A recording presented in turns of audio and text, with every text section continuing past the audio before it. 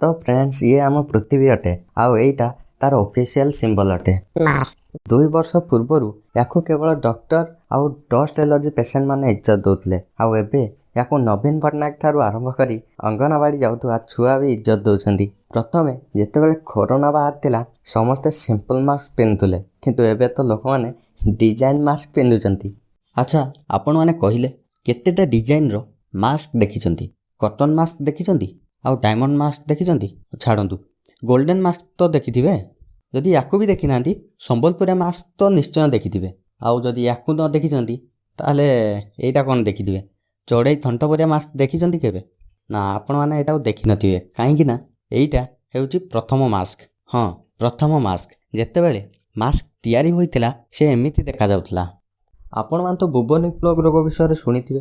1400 मसीहार corona थिला से actually corona ठारू भी भयंकर थिला एही रोग। खाली यूरोप रु 20 कोटी लोकन को मारी देइतिला।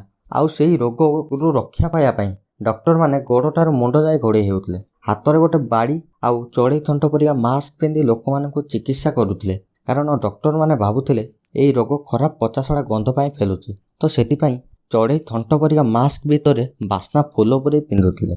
तो फ्रेंड्स आपण माने आगरु चढ़ई थंट परिका मास्क विषय जानथिला ना नाही कमेंट सेक्शन रे कमेंट करंतु। आउ जदि आपनकु हमर एही वीडियोटी पसंद आछि ताहले एही परी इंटरेस्टिंग वीडियो देखिया पई हम चैनल को लाइक सब्सक्राइब आउ शेयर करंतु।